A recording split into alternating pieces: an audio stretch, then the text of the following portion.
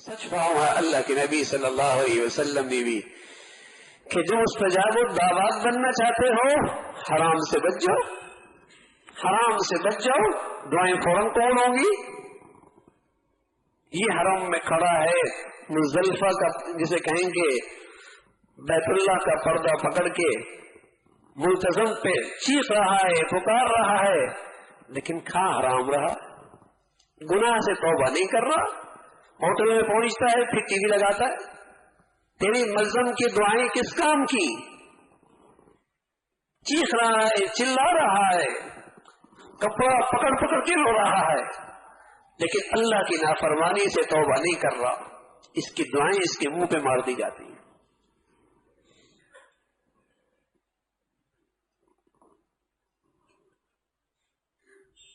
گناہوں سے بچے گا تب فریادیں قبول ہوں گی، تب فریادیں قبول ہوں گی۔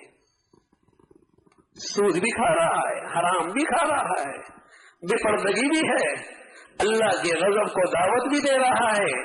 رسول اللہ صلی اللہ علیہ وسلم فرمایا کرتے تھے اذا ظہر الزنا والربا فی قوم اذن اللہ بہلاکہا، جب سود خور اور بدکار لوگوں کی کثرت ہوتی ہے اللہ اس سوسائٹی اور قوم کو ہلاکت کا، اس قوم کے لیے ہلاکت کا فیصلہ فرماتا ہے۔ ادھر تو اللہ سے جنگ کر رہا ہے، ہلاکت کے فیصلے ہو رہے ہیں، اور یہ سمجھ رہا ہے میری فریادیں قبول ہو جائے۔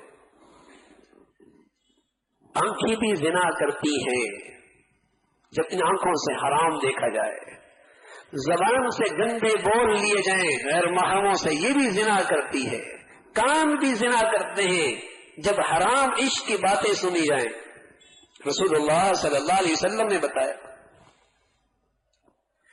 تو میرے عزیزو بندگی نام ہے اتق المحارم تکن عابد الناس، جہاں بندگی سلامت ہے وہاں زندگی سلامت ہے، جہاں بندگی نہیں وہاں زندگی شرمندگی ہی شرمندگی ہے، جہاں بندگی نہیں وہاں زندگی شرمندگی ہی شرمندگی ہے، جینا بھی شرمندہ، مرنا بھی شرمندگی، اور کل قیامت میں سارے انسانوں کے سامنے بھی شرمندگی ہے۔ اللہ رب العزت ہم سب پر اپنا فضل فرمائے، کرم فرمائے، اور ہمیں تقوی والی اور صحیح بندگی والی زندگی نصیب فرمائے، آسان فرمائے۔ وآخر دعوانا الحمدللہ رب العالمین۔